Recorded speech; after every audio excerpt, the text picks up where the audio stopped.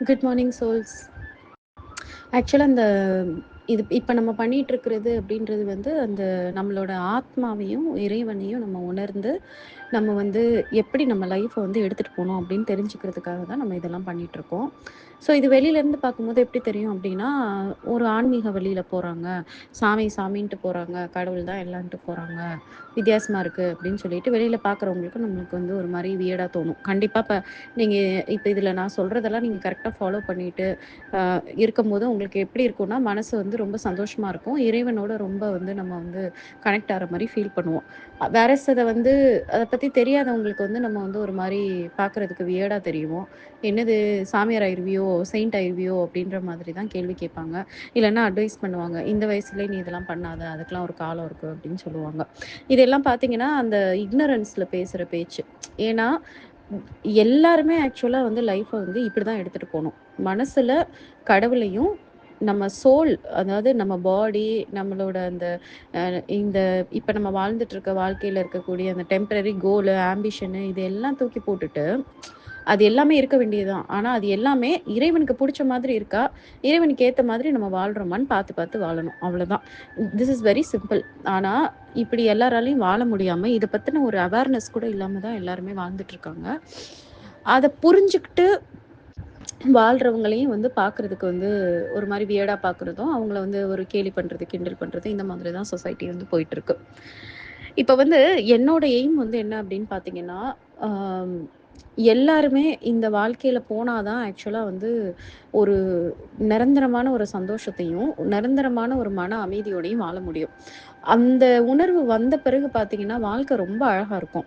ஏன்னா, சேலஞ்சஸ்லாம் வரதான் செய்யும். நான் முன்னாடி இருந்தே எப்பவுமே நான் சொல்லிட்டு இருப்பேன். அதுக்காக கஷ்டமே இல்லாத வாழ்க்கைன்னு கிடையாது. இந்த உலகத்துல நீங்க பொறந்துட்டீங்க அப்டின்னா, இந்த உலகத்துல கஷ்டம், நல்லது, கெட்டது, நன்மை, தீமை எல்லாம் மூலமா தான் கடவுள் வந்து நம்மளுக்கு ஒவ்வொன்னா டீச் பண்ணுவாரு. ஆனா, அது எதுவுமே வந்து உங்கள வந்து டீப்பா பாதிக்காது. அவ்வளோதான். உங்களுக்கு அப்படியே உங்கள உடைச்சு போடாது, உங்கள சுக்கு நூறாக்காது. உங்கள உயிரோட இருக்கும்போதே செத்துட்டோம் அப்படின்ற ஒரு ஃபீலிங் குடுக்காது. உங்கள கதறி கதறி அழுக வைக்காது. உங்கள அப்படியே வேதனையிலேயே வந்து இருக்க வைக்காது. அது எல்லாத்தையுமே நீங்க எப்படி பார்ப்பீங்க அப்படின்னா, உங்க லைஃப்ல ஒரு பாசிங் கிளவுட் மாரி பார்ப்பீங்க. ஒரு மேகம் வந்து அப்படியே கடந்து போறத நீங்க எப்படி பார்க்குறீங்க, அந்த மாதிரி பார்ப்பீங்க. அப்ப அந்த லைஃப் எவ்ளோ பியூட்டிஃபுல்லா இருக்கும் யோசிச்சு பாருங்க. அதுலேருந்து ஒரு விஷயத்த கத்துப்பீங்க. எஸ் ஒரு கஷ்டம் வரும். ஆனா எனக்கு இது பெரிய கஷ்டமாவே தெரியல.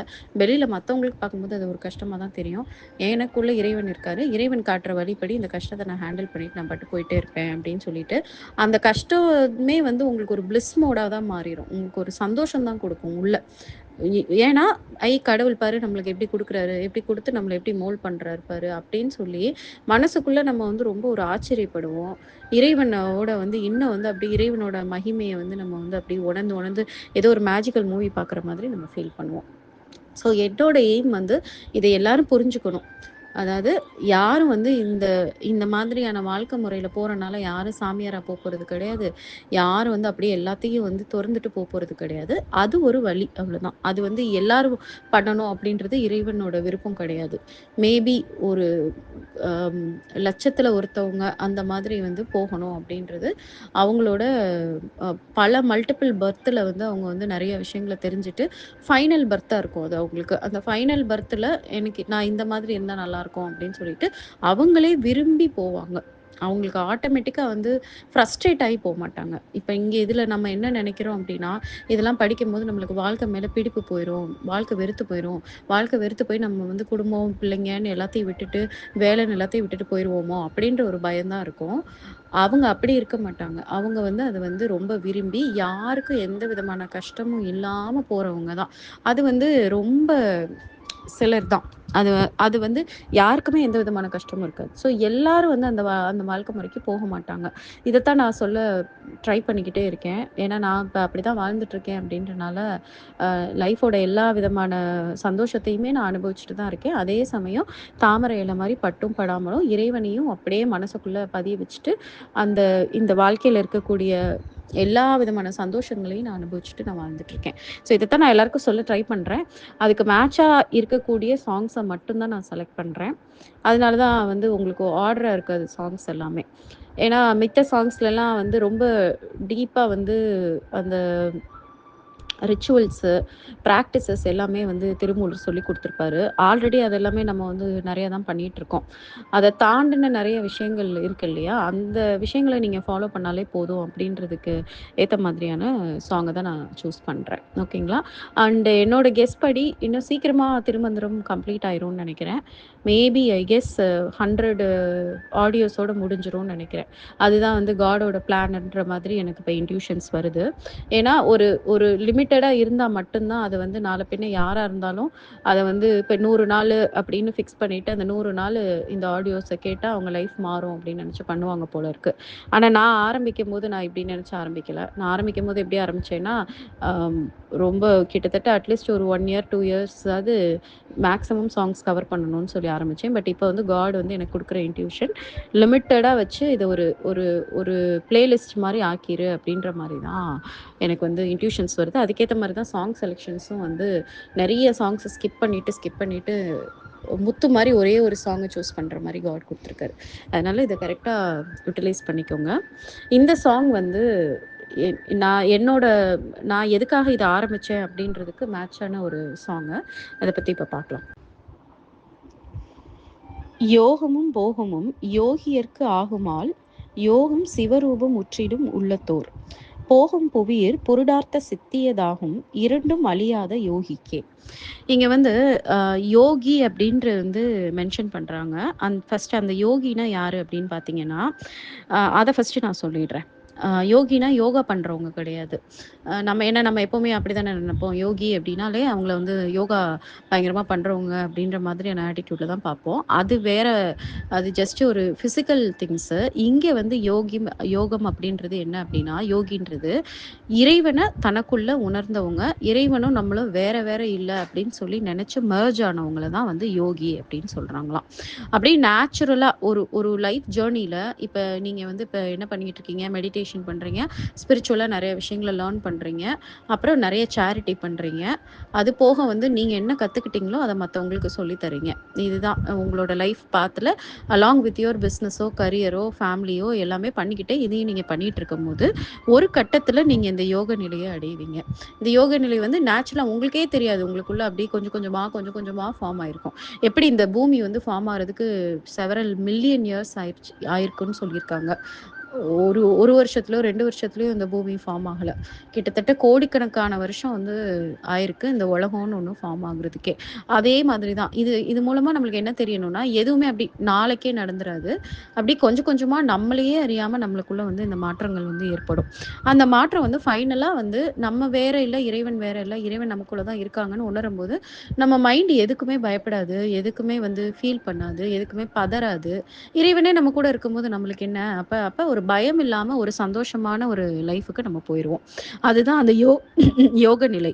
அப்ப ஒரு பெர்ஃபெக்ட்டான யோகி எப்படி இருப்பாங்க அப்படின்னு பார்த்தீங்கன்னா, மைண்ட் வந்து அலப்பாயாது. இப்ப நம்மளோட மைண்ட் வந்து எப்ப பார்த்தாலும் பயங்கரமா அலப்பாஞ்சுட்டே இருக்கும். இவங்க வந்து எப்பவுமே அப்படியே ஒரு மாரி சைலன்ட்டா அவங்கள பார்த்தாலே தெரியும். அவங்க வந்து ஒரு மாரி காமா, சைலன்ட்டா, கம்போஸ்டா இருக்காங்க அப்படின்னு சொல்லிட்டு. அதே மாரி அவங்களுக்குள்ள இருக்கக்கூடிய அந்த ஈகோன்றது வந்து நான் அப்படின்றது, அந்த அகங்காரம், அதுக்கப்புறம் அது ரிலேட்டடான நெறைய விஷயங்கள்லாம் எதுவுமே இருக்காது. ஒரு மாரி ஒரு ஈகோயிஸ்ட் பெர்சனாவே அவங்க வந்து தெரிய மாட்டாங்க. இன்னொன்னு வந்து அவங்களுக்குள்ள இருக்கக்கூடிய அந்த நம்ம தான் எல்லாத்தையும் எடுத்து நடத்தணும், நம்ம தான் எல்லாத்தையும் பண்ணணுன்ற அந்த எண்ணமே இல்லாம இருக்கிறது நம்மளுக்கு தெரியும். அதே மாரி அவங்க எல்லாத்துலயும் இறைவன பார்ப்பாங்க. அவங்க கடவுள்னு மட்டும் கிடையாது. அ மனுஷங்கள்லயே எல்லார்ட்டயும் பார்ப்பாங்க. ஒரு பூக்கிட்டயும் இறைவன பார்ப்பாங்க. நேச்சர்லயும் பார்ப்பாங்க. அனிமல்ஸ்லயும் பார்ப்பாங்க. தான் இருக்கிற இடத்துலயும் எல்லா இடத்துலயும் இறைவன பார்ப்பாங்க. நல்லதுலயும் பார்ப்பாங்க. கெட்டதுலயும் பார்ப்பாங்க. இந்த மாரி பார்ப்பாங்க. அவங்களுக்குன்னு ஒரு தனியா ஒரு டிசையர்ன்னு ஒண்ணே இருக்காது. இறைவன் என்னை எப்படி எடுத்துட்டு போறாரோ அப்படியே போட்டு நான் அத என்ஜாய் பண்ணிக்கிட்டே போறேன் அப்படின்னு நெனைப்பாங்க. அதே மாரி பயங்கரமான ஒரு கம்பேஷன் கருணையோட இருப்பாங்க. அதே மாரி அவங்களோட நாலேட்ஜ் வந்து ரொம்ப பயங்கர இன்டெலிஜென்ட்டா இருக்கும். அந்த விஸ்டம் வந்து நம்மளுக்கு வந்து தெரியும். அந்த ஞானம் வந்து. இவங்க தான் வந்து யோகியாம். ஸோ இப்ப இந்த யோகிய இந்த யோகின்றவங்க வந்து அதுக்காக வந்து பயங்கரமா ஏதாவது ஒரு அதுக்கான அடையாளத்தோடலாம் இருக்கணும்னு அவசியம் கிடையாது. அவங்க ரொம்ப நார்மலா, காமனா எல்லா ஹியூமன் பீயிங் மாரி தான் இருப்பாங்க. ஒரு ஃபேமிலி பெர்சனா தான் இருப்பாங்க. இல்லன்னா அவங்க பாட்டுக்கு ஒரு பிசினஸ் பண்ணிட்டு இருப்பாங்க. இல்ல ஒரு கரியர்ல இருப்பாங்க. நார்மலா ஒரு ஒரு பீப்பிளோட பீப்பிளா தான் அவங்க வந்து கலந்திருப்பாங்களாம். அதனால அவங்கள வந்து வெளியில பார்த்த உடனே டக்குன்னு வந்து யோகி அப்படின்ற மாதிரிலாம் நம்மளால கண்டுபிடிக்க முடியாது. ஆனா அவங்க வந்து இறைவனோட ஒண்ணா வந்து கலந்து இறை நிலைய வந்து புரிஞ்சுக்கிட்டவங்க. ஸோ இதுதான் நான் நெனைக்கிறேன். நம்ம வந்து இந்த ஸ்பிரிச்சுவல் பாத்ல போக போக ஒன் ஃபைன் டே நம்மளுக்கு வந்து இந்த ஒரு ஸ்டேட் வந்து நம்ம அச்சீவ் பண்ணுவோம் அப்படின்னு சொல்லிட்டு நான் நெனைக்கிறேன். இப்ப அந்த அந்த யோகியோட லைஃப் எப்படி இருக்கும் அப்படின்றத தான் இந்த பாட்டுல வந்து சொல்லியிருக்காங்க. ஸோ ஃபர்ஸ்ட் லைன்ல யோகமும் போகமும் யோகியர்க்கு ஆகுமால். அதாவது யோகம் அப்படின்னா நீ இறைவனோட கலக்கிறது. அதுதான் யோகம். ஓகேங்களா? Union with divine. இன்னர் ரியலைசேஷன தான் யோகம்னு சொல்றாங்க. போகம் என்ன அப்படின்னு பார்த்தீங்கன்னா, வேர்ல்டுலி என்ஜாய்மெண்ட்ஸ். என்னென்ன சொத்து இருக்கிறது, நகை இருக்கிறது, அதுக்கப்புறம் நல்ல வீடு இருக்கிறது, கார் இருக்கிறது, இந்த மாதிரி அதே மாரி நல்ல ஒரு வேலை இருக்கிறது, இல்லன்னா ஒரு பெரிய நல்ல ஒரு ப்ராஃபிட் வரக்கூடிய தொழிலு, பணம், ஹெல்த்து, ப்ராஸ்பெரிட்டி இது மாரி எல்லாமே அந்த வேர்ல்டுலி ப்ளஷர், வேர்ல்டுலி என்ஜாய்மெண்ட் இருக்கு இல்லையா? அதுதான். யோகமும், போகமும் யோகியர்க்கு ஆகுமாலாம். அப்ப இந்த யோகியருக்கு என்ன கிடைக்கும்? 2மே கிடைக்கும் அப்படின்றாங்க. இங்க இதுதானே ரொம்ப முக்கியமான பாயிண்ட். ஏன்னா எல்லாரும் என்ன நெனைக்கிறோம்? எல்லாத்தையும் தூக்கி போட்டு போயிருவோம். அ இறைவனையே நோக்கி போனோம்னா, நம்மளுக்கு எது மேலயும் இன்ட்ரெஸ்ட் இருக்காது. நம்மளால எதையும் ஏர்ன் பண்ண முடியாதுன்னு சொல்றோம்ல. ஆனா இங்க என்ன சொல்றாங்க? 2மே இருக்கும். யோகியர் வந்து அட்ராக்ட் பண்ணுவாங்களாம். அந்த இறைத்தன்மையையும் அட்ராக்ட் பண்ணுவாங்க. அதே மாரி எல்லா விதமான வேர்ல்டுலி திங்ஸையும் அவங்க வந்து பயங்கரமா அட்ராக்ட் பண்ணுவாங்களாம். அதுக்கப்புறம் 2வது வந்து யோகம் சிவரூபம் முற்றிடும் உள்ளத்தோர். அதாவது உள்ளத்துல வந்து சிவத்தோட அப்படி சிவம்னா கடவுள் அவ்வளவுதான். இங்க வந்து அவர் திருமூலர் சிவனை வழிபடுறவர்ன்றனால அவர் சிவன் அவர் மென்ஷன் பண்ணியிருக்காரு. ஸோ இறைவனோட ஒன்றி போனவங்களால மட்டும்தான் அந்த யோகம்ன்ற அந்த நிலையை வந்து அடைய முடியும். அதுதான் இப்ப நம்ம பண்ணிட்டு இருக்கோம் இல்லையா? அந்த மாதிரி ஸ்பிரிச்சுவல் லேர்ன் பண்றது, அப்புறம் பயங்கரமா டீப்பா மெடிடேஷன் பண்றது, தென் வந்து இல்லாதவங்களுக்கெல்லாம் உதவி பண்றது, அப்புறம் ஸ்பிரிச்சுவலா வந்து டீப்பா தெரிஞ்சுக்கிறது இறைவன்னா யாரு, நம்ம மைண்ட் என்ன இருக்கு, நம்ம கான்ஷியஸ் மைண்ட் என்ன, சப்கான்ஷியஸ் மைண்ட் என்ன அப்படின்றதெல்லாம் ஆர்வமா நம்ம தெரிஞ்சு, அதுக்கப்புறம் அந்த வழியில போகும்போது ஹார்ட் வந்து என்ன ஆகும்? இறைவனோட கலந்துரும். 3வது லைனு யோகம் போகம் புவியிற் புருடார்த்த சித்தியே. அதாவது இந்த புருடார்த்த சித்தி அப்படின்னா என்ன அர்த்தம்னா, ஹியூமன் லைஃபோட மெயின் கோல்ஸ் என்னவா இருக்கு அப்படின்றது இந்தியன் பிலாசபில புருஷார்த்தா அப்படின்னு சொல்றாங்க. அப்படின்னா என்னன்னா, நம்ம இந்த மனுஷங்களா பொறந்தது 4 கோல்க்காக தான் நம்ம பொறந்திருப்போமா. என்னென்ன அப்படின்னு பார்த்தீங்கன்னா, தர்மம். அதாவது தர்மம் என்ன? தர்மம்னா அ கரெக்ட்டு, ட்ரூத்து, ஹானஸ்டி, உண்மையா இருக்கிறது, நேர்மையா இருக்கிறது, இறைவனுக்கு பிடிச்ச மாதிரி இருக்கிறது, கரெக்ட்டான மனிதாபிமானத்தோட நடந்துக்கிறது, இதெல்லாம் தான் தர்மம். ஸோ தர்ம வழியில போறத கத்துக்கிட்டு, அதுக்கப்புறம் ரியலைஸ் பண்ணி அந்த வழியில போகுறது. அதே மாரி அர்த்தானா மெட்டீரியல் திங்ஸு, வேர்ல்டலி திங்ஸு, அது எல்லாத்தையுமே நம்ம வந்து அட்ராக்ட் பண்ணி, அதையும் என்ஜாய் பண்ணிக்கிட்டே வாழ்றது தான் அர்த்தா. தென் வந்து 3வது காமா. காமா அப்படின்னா நம்மளோட எல்லா விதமான ப்ளஷர்ஸ். நல்ல சாப்பாடு சாப்பிடணும். அதுக்கப்புறம் 5 சென்சஸையும் சாட்டிஸ்ஃபை பண்ணக்கூடிய எல்லா விதமான ப்ளஷர்ஸும் ஆசை, டிசைர் இருக்குது இல்லையா? அது ரிலேட்டடான அந்த சென்சஸ வந்து ஹாப்பி பண்ணக்கூடிய விஷயங்கள் எல்லாமே காமால வந்துரும். ஃபைனலா மோக்ஷா. மோக்ஷா என்னன்னா, இது எல்லாத்தையும் அனுபவிச்சு, இதுல இருக்கக்கூடிய உண்மை தன்மை என்ன அப்படின்றத கண்டுபிடிச்சு, எது இல்யூஷனு, எது வந்து நம்மளுக்கு தேவையில்லாதது, எது தேவையில்லாத அட்டாச்மென்ட், எது தேவையில்லாத அப்சஷனு, இது எல்லாத்தையும் கண்டுபிடிச்சு ஃபைனலா இறைவன் தான். இறைவன் நம்மளுக்குள்ள இருக்கிறாங்க. இறைவன் தான் நெஜம். இறைவன் காட்டுற வழியில நம்ம போறது தான் நல்லது அப்படின்னு சொல்லி உணர்றது தான் லிபரேஷனா. அப்ப இந்த 4ம் தான் ஒரு ஹியூமன் பீயிங்கோட லைஃப்ல 4 இந்த கோல் ஓரியன்டடா வந்து இருப்பாங்க அப்படின்னு சொல்லி சொல்றாங்க. இப்படிதான் இருக்கணும்னு சொல்றாங்க.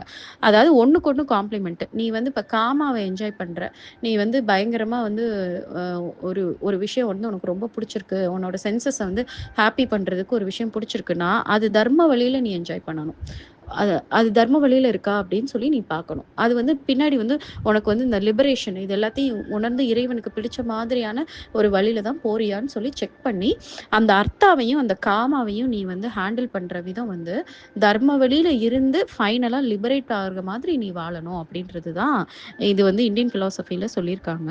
ஸோ அதத்தான் இந்த லைன்ல வந்து அவர் வந்து மீன் பண்ணியிருக்காரு. புருடார்த்த சித்தி அப்படின்னு சொல்லிட்டு. அதாவது போகம் இந்த உலகத்துல போகம் புவியர் அப்படின்னா, இந்த உலகத்துல இருக்கக்கூடிய எல்லா விதமான நல்ல விஷயங்களும் அந்த யோகிக்கு ஆட்டோமேட்டிக்கா கிடைக்குமாம். சித்திய, புருடார்த்த சித்திய அப்படின்னு.